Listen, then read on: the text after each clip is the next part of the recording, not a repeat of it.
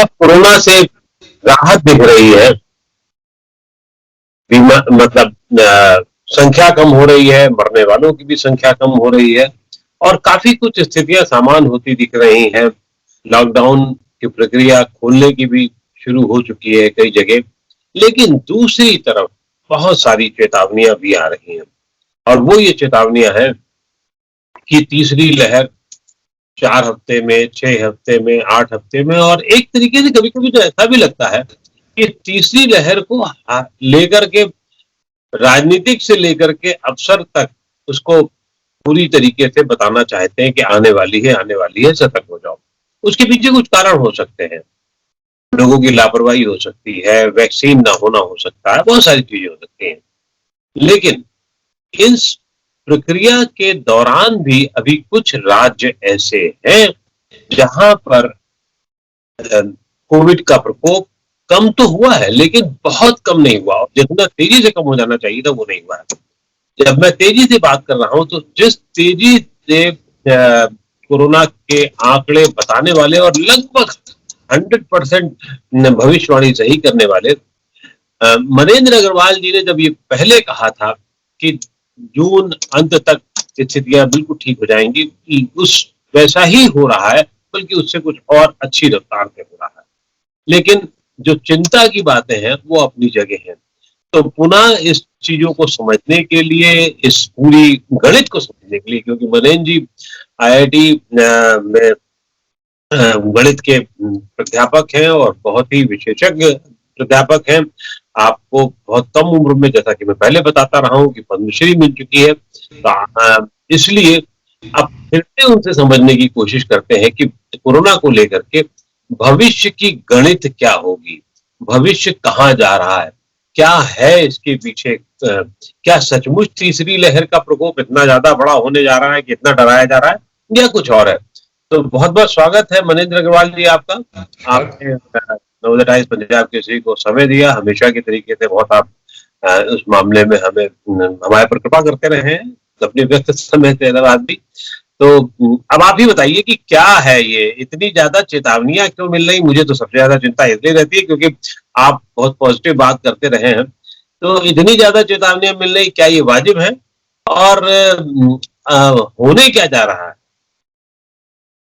तीसरी लहर के बारे में बात करने से पहले मैं एक और बात रखना चाहता हूँ, वो ये कि किसी भी व्यक्ति के लिए जिसको कि अभी तक कोरोना नहीं हुआ और जिसका वैक्सीनेशन नहीं हुआ, इस बात की संभावना हमेशा बनी रहेगी कि उसको कहीं से संक्रमण उसके पास आ जाएगा और उसकी तबीयत खराब हो सकती है जी। ये उतना ही संभव है जब तीसरी लहर हो जितना कि जब तीसरी लहर ना हो। तो किसी भी व्यक्ति विशेष के लिए इसका उतना महत्व नहीं है कि कोई लहर आती है या नहीं। उसका महत्व उनके लिए होना चाहिए कि उन्हें सावधानी बरतनी है जिससे कि उन्हें संक्रमण ना हो। इस लहर का महत्व होता है सरकार के लिए या उस प्रकार के जो प्लानर्स होते हैं उनके लिए, क्योंकि जितनी बड़ी लहर आएगी उतने अधिक हॉस्पिटल बेड्स की आवश्यकता होगी, ऑक्सीजन की आवश्यकता होगी, दवाइयों की आवश्यकता होगी। इसलिए उनकी प्लानिंग को अच्छा बनाने के लिए कितनी बड़ी लहर आ सकती है उसको अंदाजा लगाना आवश्यक होता है। तो इसलिए लहर से पूरा सब कुछ जोड़ के नहीं देखना चाहिए कि तीसरी लहर आती है तब तो परेशानी की बात है, नहीं आती तो कोई परेशानी नहीं है, ऐसा नहीं है। व्यक्ति विशेष के लिए सावधानी बरतना आवश्यक है, कोई लहर हो या ना हो जी। तो अब आते हैं संभावना तीसरी लहर की क्या है। तो तीसरी लहर की दो कंडीशंस हैं तीसरी लहर को लाने के लिए जो कि होनी चाहिए। पहली कंडीशन तो ये है कि लोग सावधानी बरतना पूर्ण रूप से छोड़ दें। जैसा कि पिछले हफ्ते 10 दिन में देखा गया है, जहां जहां लॉकडाउन खुला है तो काफ़ी संख्या में लोग बाहर निकल के आए हैं, सोशल डिस्टेंसिंग भी नहीं हो रही है और संभव ही नहीं है। जहाँ पे जनसंख्या ज़्यादा है तो वहाँ सोशल डिस्टेंसिंग के होना की संभावना कमी होती है। तो ये मान लेते हैं कि धीरे धीरे जैसे और खुलेगा, उस वजह से लोग और बाहर निकलेंगे, तो ये कंडीशन तो पूर्ण होगी कि लोग सावधानी बरतना छोड़ दें। दूसरी कंडीशन जो हो उसकी आवश्यक है वो ये कि एक नए प्रकार का म्यूटेंट जो तेजी से और भी तेजी से फैलने वाला हो वो आ जाए, या फिर यही म्यूटेंट नए ऐसी जगहों पे जहां पे अभी तक वायरस पहुंच नहीं पाया है वहां तक पहुंच जाए और नए जनसंख्या में संक्रमण फैलाना प्रारंभ कर दे। तो ये जो संभावना है इसके लिए भी बहुत कुछ किया नहीं जा सकता। हम अभी से कह नहीं सकते कि ये होगा या नहीं होगा, क्योंकि नया म्यूटेंट आएगा, यदि आएगा तो कब आएगा और आएगा तो किस प्रकार का होगा, ये अभी हम कोई भी इसका भविष्यवाणी करना लगभग असंभव है। तो उसके लिए हम मान के चल सकते हैं कि सबसे खराब परिस्थिति में मान लेते हैं कि एक नया म्यूटेंट आएगा जो बहुत तेजी से फैलने वाला होगा, जो अभी डेल्टा म्यूटेंट है उससे भी अधिक तेजी से। तो जब ये दोनों स्थितियां हम मान के चलते हैं तब संभावना बनती है तीसरी लहर आने की। और कितनी तेजी से आएगी तीसरी लहर, ये तब निर्भर करेगा कि वैक्सीनेशन देश में किस प्रकार से कितनी तेजी से हो रहा है। जैसे अभी वैक्सीनेशन की संख्या 40 लाख प्रतिदिन को पार कर चुकी है। जुलाई में अंदाजा है कि ये 50 लाख को भी पार कर जाएगी। और यदि जिस प्रकार से वैक्सीन की संख्या में बढ़ोतरी हो रही है, एक अंदाजा ये है कि सितंबर तक आते आते ये संख्या करीब 1 करोड़ प्रतिदिन तक पहुंचने की स्थिति में होगी। तो जो अभी तक एस्टिमेशन है उनके अनुसार वैक्सीनेशन तेजी से बढ़ता जा रहा है। तो इसको ध्यान में रखते हुए तीसरी लहर की बहुत तेज रूप से आने की संभावना मुझे कम लग रही है। तीसरी लहर आ सकती है लेकिन शायद बहुत तेज जैसी कि दूसरी लहर आई उस प्रकार की शायद ना हो।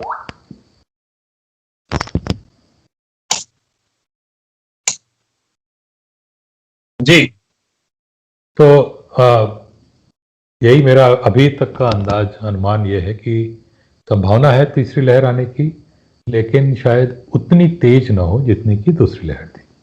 आपने एक बात बहुत महत्वपूर्ण कही है कि अगर आपको कोरोना नहीं हुआ है, यानी कि पिछले 6, 8, 10 महीने में नहीं हुआ है, तो आपको ज्यादा सतर्क रहने की जरूरत है। लेकिन क्या उन लोगों को भी उतना ही सतर्क रहने की जरूरत है जिन्होंने वैक्सीनेशन करा रखा है और वैक्सीनेशन दोनों उसकी डोज लग चुकी है? तो क्या ये भी उनको भी उतना ही सतर्क रहने की जरूरत है अगर बचे रहना है तो? नहीं, मुझे नहीं लगता कि जो अभी तक निष्कर्ष निकले हैं लोगों ने स्टडी करके जो निकाला है कि जिनको दोनों डोज वैक्सीन के लग चुके हैं और एक महीने का समय बीत चुका है, उसके बाद शरीर में एक प्रकार की इम्यूनिटी आ जाती है। उसके बाद कोरोना ऐसा नहीं है कि आपको संक्रमित नहीं कर सकता, लेकिन यदि संक्रमण होता भी है तो वो बहुत तेज नहीं होता, माइल्ड ये रूप होता है उसका। तो क्योंकि ये स्पष्ट रूप से निकल के आ रहा है, इसलिए ये माना जा सकता है कि जिन्होंने दोनों वैक्सीन लगा चुके हैं और 1 महीने का समय बीत चुका है, उनके लिए उतना अधिक सावधान रहने की आवश्यकता नहीं है जितना कि अन्य लोगों को। लेकिन साथ ही साथ एक बात ये भी कहना आवश्यक है कि इसका मतलब ये नहीं होना चाहिए कि पूरी सावधानी वो छोड़ दें, क्योंकि ये तो मान लेते हैं कि उनको संक्रमण तेज नहीं होगा, लेकिन यदि वो संक्रमित हुए और वो सावधान नहीं हुए तो शायद उनके परिवार वालों को जिनको वैक्सीनेशन नहीं हुआ है उन तक पहुंच जाएगा कोरोना उनके द्वारा, तो उसको तो बचा के रखने की आवश्यकता तब भी रहेगी उन्हें। यानी कि सावधानी का ये स्तर जो है बड़े स्तर पर रखना पड़ेगा, तभी संभव होगा। लेकिन एक तरफ जब चेतावनी है और जब हम जान रहे हैं कि अनलॉकिंग की प्रक्रिया में भीड़ बढ़ जाती है। आज से जैसे जिस तरीके से शुरू हुआ है लॉकिंग, बहुत सारी जगह खोल दी गई हैं, पार्क खोल दिए गए हैं, तो और दूसरी तरफ खतरा है। तो सार्वजनिक स्थल खोलना कितना वाजिब है अभी? ठीक है, काम के लिए जगह जाना है, आना है या काम करना है या दुकानें खुलनी है, एक नियम के अनुसार खोली जाए। एक इवन ऑड के दिल्ली में बड़ा प्रसिद्ध रहा है इवन ऑड वाला फॉर्मूला, उसके तहत खोली जाए, ना कि बिल्कुल सब खुला खेल फर्रुखाबादी हो जाए। आपका क्या मानना है ये मैं दिल्ली की बात नहीं कर रहा हूँ, पूरे देश की बात कर रहा हूँ। मेरा थोड़ा मानना इसमें शायद उतना इस तरह का नहीं है कि सब कुछ बंद रखना चाहिए। मुझे लगता है कि एक समय आने के बाद लोगों की जीविका पे तो खैर काफ़ी असर पड़ता ही है लॉकडाउन का। जिनकी जीविका पे उतना असर नहीं है वो भी घर में बैठे बैठे एक ही छोटे से जगहों में बिना किसी दूसरों से मिले हुए एक अजीब तरह की मनोस्थिति में पहुंच जाते हैं और उनकी बहुत इच्छा होती है उससे बाहर निकलने की। इसीलिए जैसे जब भी आप देखेंगे जहां थोड़ी भी छूट दी गई तो एकदम से बहुत अधिक संख्या में भीड़ वहां पहुंच जाती है और ये बड़ा सामान्य नेचुरल है होना, इसको कोई रोक नहीं सकता। एक ही तरीका है रोकने का कि बहुत स्ट्रिक्ट लॉकडाउन आप पूरी समय तक बना के रखें, जो कि संभव नहीं है। और उसको ध्यान में रख के हमें आगे अपनी जो भी स्ट्रैटेजीज हैं और प्लानिंग है उसी हिसाब से करनी होगी। ये जरूर है कि लोगों को हमें चेतावनी देते रहना होगा कि भाई सावधानी बरतिए, लेकिन साथ ही साथ ये भी समझ के चलना होगा कि शायद बहुत लोग सावधानी न बरतें और उसके बावजूद क्या हम इस प्रकार की परिस्थिति बना सकते हैं कि इस प्रकार से हम वैक्सीनेशन करें या ध्यान रखें कि बहुत तेजी से ये संक्रमण फैल ना पाए। तो उनसे मैं सहमत नहीं हूं जो कहते हैं कि अरे बहुत गड़बड़ हो रहा है, ये देखिए लोग इस तरीके से बाहर निकल रहे हैं, बहुत उनको पनिशमेंट देना चाहिए या स्ट्रिक्ट हो जाना चाहिए। वो मुझे लगता है वो संभव नहीं है और डिजायरेबल भी नहीं है। एक जो अभी आपने कहा वैक्सीनेशन को लेकर के, वैक्सीनेशन का आज इत्तेफाक कहता है कि आज से ही एक नया दौर शुरू हुआ है वैक्सीनेशन को लेकर के, नई पहल शुरू हुई है। आंध्र प्रदेश ने तो कल ही जो है 12 लाख से ज्यादा वैक्सीनेशन एक दिन में कर दिए। उसी तरीके से आज भी अन्य राज्य अलग अलग टारगेट को लेकर चल रहे हैं। मध्य प्रदेश ने 14-15 लाख की बात की है, यूपी पता नहीं ये भी इसी के आसपास करने की बात कर रहा है।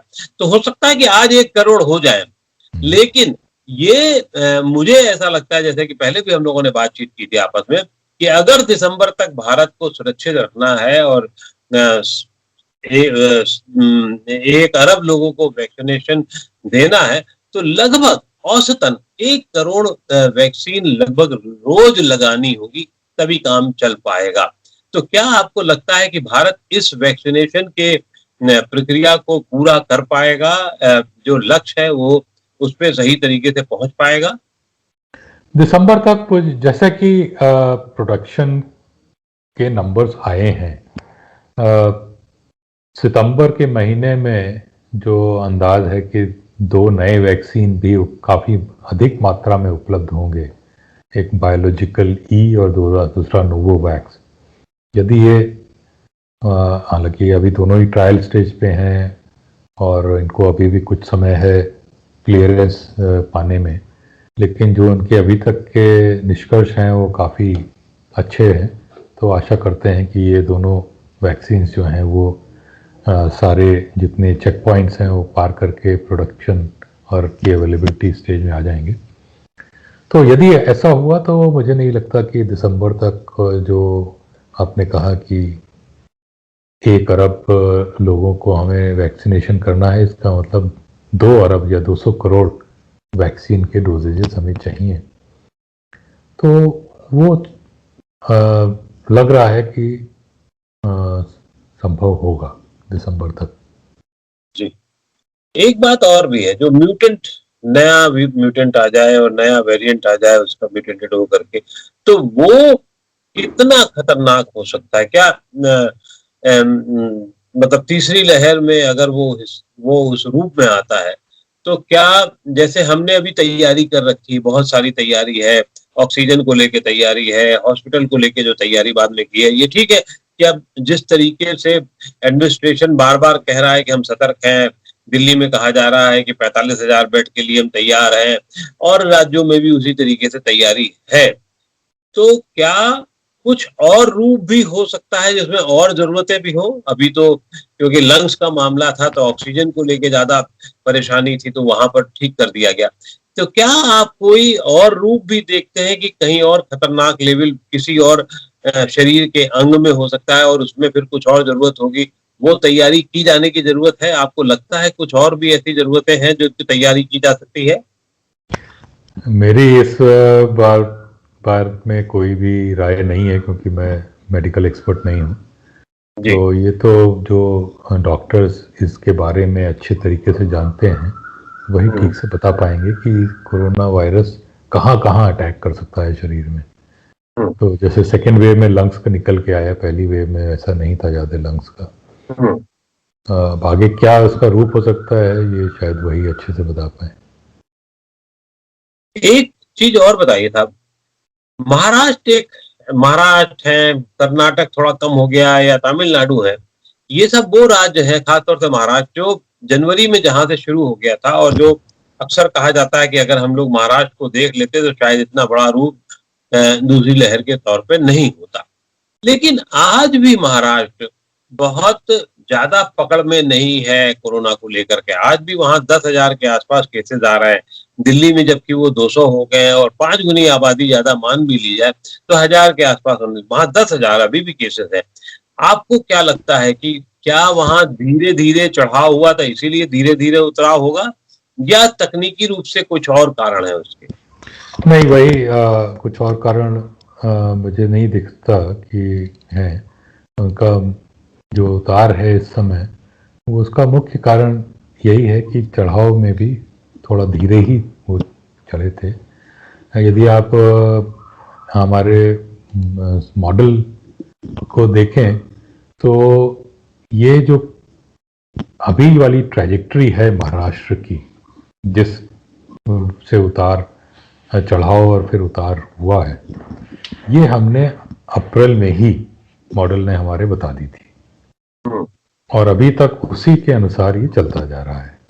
हुँ, तो इसलिए मुझे लगता है कि ये अ, शायद अभी बस अभी कुछ पिछले, मैं ये ज़रूर कहूँगा कि शायद पिछले हफ्ते 10 दिन में इसकी ट्रैजेक्टरी थोड़ी सी बदली हुई दिख रही है, लेकिन इस पे अभी थोड़ा और अभी हमें कुछ दिनों का इंतज़ार करना होगा तो ये समझने के लिए कि क्या वास्तव में कोई अंतर है या वो कुछ थोड़े बहुत ऊपर उतार चढ़ाव आते रहते हैं, ये उस प्रकार का कुछ है।